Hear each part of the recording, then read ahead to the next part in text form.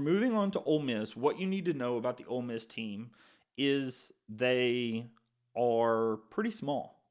They play mostly guards. Their front court is about three guys. They play Jamin Brakefield, which has been at Ole Miss for a few years now. He's about 6'8". They play Jamarian Sharp, and they play Musa Cisse. Jamarian Sharp and Musa Cisse are their two 7-foot plus centers that are really shot blockers and rebounders. They're not elite rebounders. They average somewhere in the 4 points, 4 assists range, 4 points, 4 rebounds range. Both of them are really, really good shot blockers.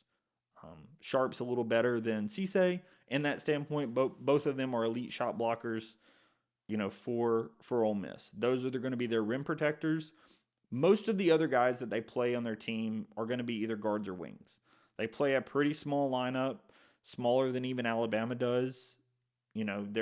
Most of their guys that are going to start out and play significant minutes for them are fairly small.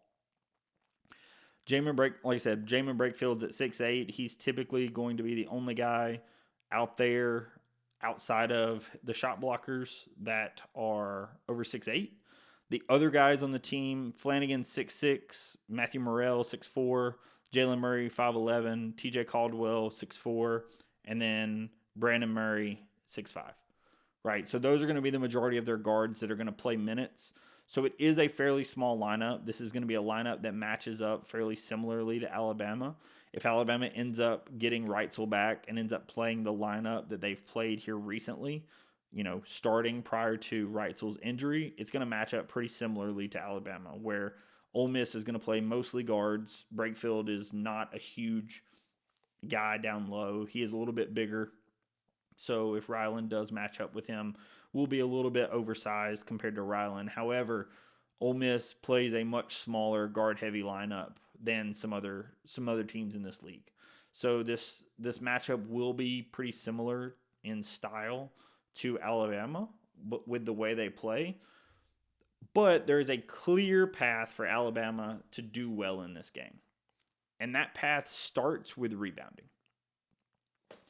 Alabama has been pretty good at offensive rebounding this season. They had issues against Texas A&M. They were then able to out-rebound Florida. They've had some really good games rebounding, especially when they've put an emphasis on it. This game, Ole Miss is currently ranked 355 in America out of 362 teams on defending the offensive rebound, so in defensive rebounding. Alabama should have the success and should have the ability to get their misses and, be more successful on that offensive end of the floor because of it. I think that that's going to be a spot where hustle plays is going to make a big difference. This is also going to be a situation where Ole Miss is a good three-point shooting team. They are currently 18th in the country. They are not a good two-point shooting team, right? So this is going to be a situation where Ole Miss is a good team for Alabama to, work on the defense with, right? If Alabama can run Ole Miss off the line or have a hand in Ole Miss's face every time they take the shot off the line, run them off the line, funnel them in to Grant Nelson, funnel them in down low where Ole Miss is not nearly as efficient. Ole Miss is shooting only 48% from two-point land, and that's not great, right? Ole Miss is not as good of an inside-the-arc shooting team. So that is a place where I think Alabama could have a lot of success, right? The place where I think Ole Miss has the chance to have some success is if Alabama has the defensive breakdowns that it had against Kentucky, as well as Ole Miss does a really good job blocking shots. They're currently 6th in the country in block shots, or block shot percentage, I should say. And Alabama at times has had issues with getting their shots blocked.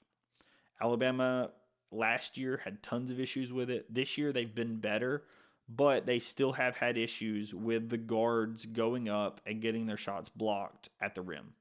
And with Ole Miss playing two guys at 7 foot and 7'5", that is something that scares me a little bit. Ole Miss does play a little faster. Their average possession length on offense is just over 16 seconds. So this is a team that plays a little faster. They currently play pretty slow overall because their defensive possessions are pretty short.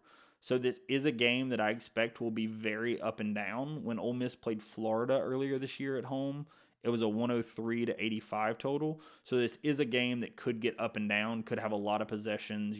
Wouldn't surprise me at all to see something between 74 and 78, something like that from a possession standpoint.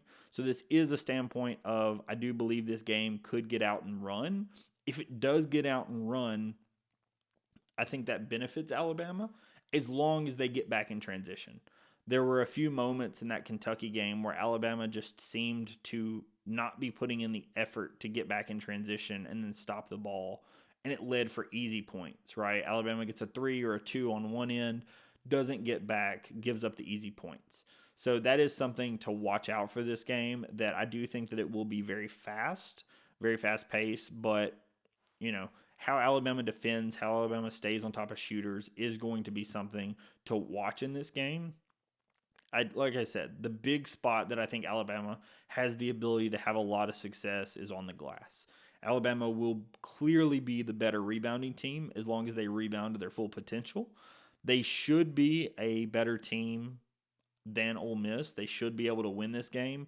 Ole Miss has had a couple of decent home wins. They beat Florida and Mississippi State, both at home, as well as Vandy and Arkansas. Their 2 home losses thus far this season were Auburn and South Carolina, right? So they have beat a couple of teams pretty good at home. They have lost to a couple of other good teams at home. So this is going to be a fairly close contest, especially if Alabama does not play to its full potential. One place that we have to talk about, especially with what happened in the Tennessee, Auburn, and now Kentucky games, like I mentioned, is turnovers. Overall, Ole Miss is not an elite team at causing turnovers. However, they are 31st in the country at causing steals. That is something that we're going to want to watch because it was something that plagued Alabama again in that Kentucky game, like I mentioned. And if turnovers are again a problem, that causes issues with your defense, right? If you cause a turnover on offense, it often means that you're running in transition and your defense isn't set. And oftentimes teams will have a much more difficult time finding shooters, being in scramble drills when it comes to defending after that steal, because the steals are going to be live ball possessions and it's going to get the game moving faster, right? So that is something to keep in mind. Keep in mind and watch for this game is as the turnover number rises, Ole Miss's chances in this game rise with it. If Alabama does a really good job taking care of the ball and rebounding and having their defense set so that Ole Miss has to run full possessions and run into Alabama's defense, I think that we have a chance at doing really, really well in this game and winning this game going away. However, if Alabama allows Ole Miss to create steals, to get running in transition, and to play fast and get Alabama out of its comfort zone, like we've seen happen on the road again against Auburn, Tennessee, and Kentucky, then there is a chance that this game does not go how Alabama wants it to. So that's something really to watch for this game. That's the big thing for this game, I think, is turnovers. It has been the issue in the 3 losses thus far. So if there's a stat that you have to watch and keep an eye on as the game goes along, is turnovers and points off them, right? If Alabama has a few turnovers and they're not live ball and they're able to keep their defense set and they're defending really well, then turnovers may not be a super bad issue. But if they're giving up a lot of steals and they're giving up a lot of live ball turnovers that cause out for easy runouts for Ole Miss, then it could be a very long day for Alabama. So that is what I wanted to mention for the Ole Miss game. Hopefully we hear some additional news on the Allen Flanigan front. Officially, the SEC has not made a statement as of today, as of what I've seen. The only statement that we've seen mentioned was from the Clarion Ledger. They said it was from the league, but there was no official statement from the SEC, like a press release like that came out with WGI. So we'll stay on the lookout for that.